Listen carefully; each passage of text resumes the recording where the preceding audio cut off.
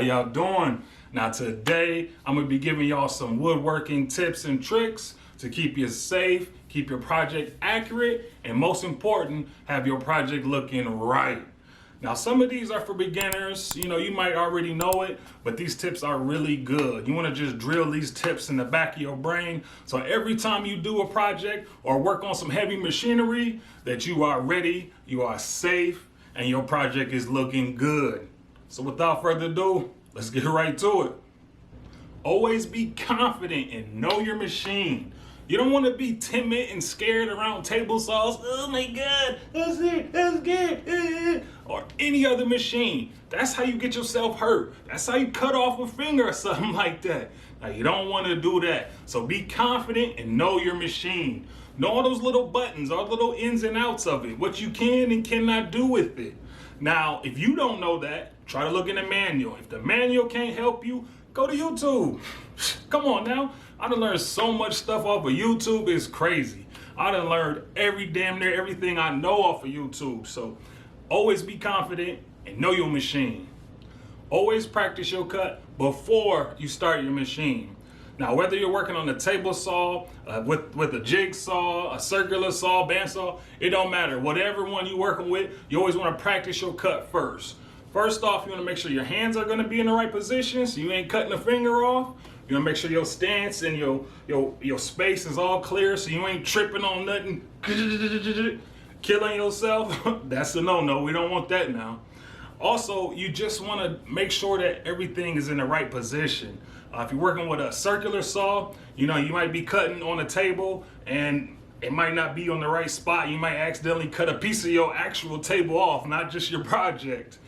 So that's always definitely a good thing to practice. Practice before you start your machine. The iron trick. Now with this trick, it's gonna save you a lot of time.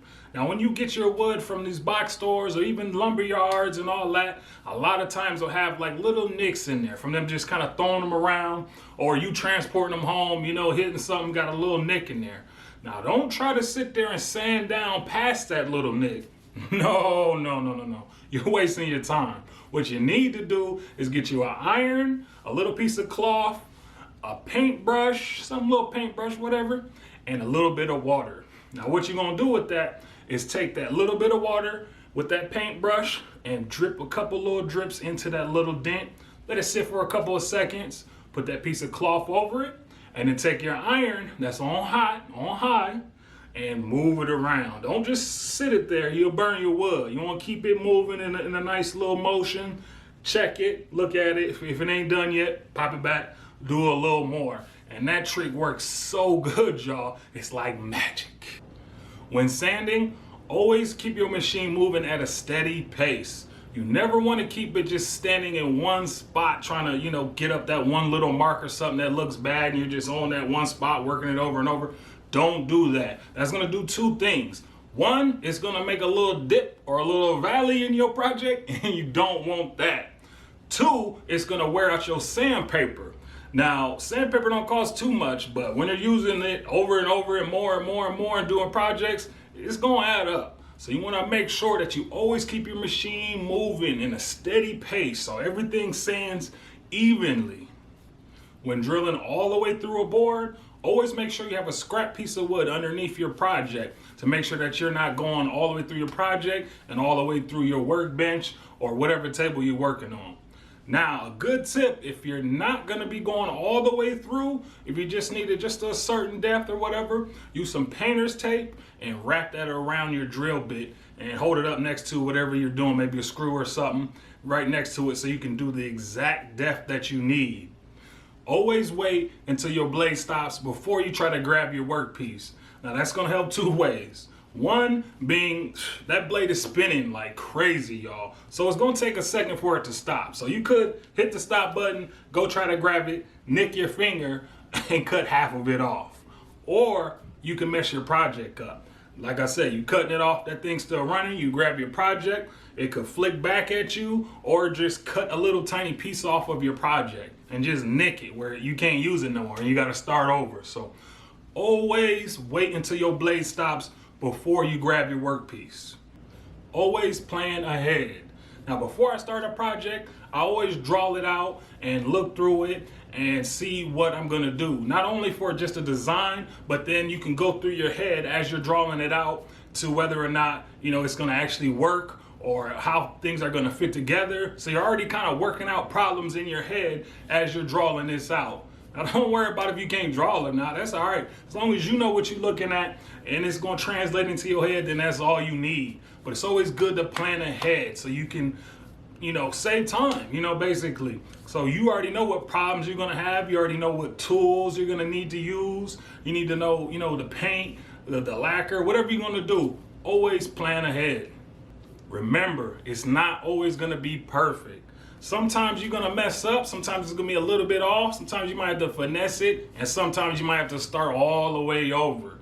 It's okay, don't get discouraged and quit. No, don't be looking at these YouTube videos and these woodworkers that just be doing it and make it look like it's just all done one way, one time, perfect. No, it's called editing, y'all. I can make it look perfect too, but I don't. I want y'all to know the truth. I want y'all to know the mistakes and all that so that you don't make them. So don't be discouraged by if your stuff don't come out right. Just make sure in the end that it looks right. You don't need a big shop and really expensive fancy tools. I'm telling y'all, dog. I get this done out back of my townhouse on a concrete slab, no bigger than 8x4, and sometimes I use a tarp to put over that. Now that is as basic as you can get. And I get my projects done and get them done looking right. Now I'm telling you, for these tools, all you need is basic tools like a circular saw, a jigsaw, a drill, and an orbital sander. And you can get those for cheap. On the low end, you can get those for 150 bucks. On the middle to high range, you can get it for about 400. Now on that low end, you're getting lower companies like Black & Decker and stuff like that. On that middle to high range, about 400, you're gonna be getting, good name brands like dewalt and Milwaukee and things like that. That's all you need.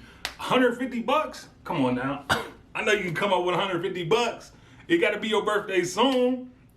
You're gonna have to ask, if not, ask your mama, your dad, somebody for 150 bucks. Never be in a rush. Be efficient, not fast. Like they say, slow and steady wins the race. Now, with these heavy machines that we're dealing with, you don't want to be going too fast and cut yourself. Like I keep saying, y'all, quit trying to hurt yourself. Calm down, get it done right. Always cut your workpiece longer rather than shorter. If you're not exactly sure, if you're trying to maybe snug it into a place or something like that, always cut it a little bit longer and then take little bit by little bit off. Now, I don't know if y'all done noticed, but these wood prices done skyrocketed. So wood is at a premium right now. So we're not trying to waste none of that wood. So always cut longer rather than shorter or exact if you're trying to finesse it or whatever you're trying to do. Cut longer. When drilling in screws, you always want to start off slow. You don't want to put it on high speed and just go straight forward. Bzzz. It's going to mess your screw head up. That's how you get those screws heads stripped really easy. You want to turn that clutch down. Some of the drills have a clutch, so turn that down. And then also, when you're using your finger, get that finger control right. You know what I'm saying? Get that trigger finger right. And just start off slow. Bzz, bzz, bzz. I usually kind of pulsate it slowly. Bzz, bzz, bzz. And then once it kind of is in there and you got a good grip, then you can finish and go bzz. But when you're first starting off and getting it going, start off slow. Just try it out.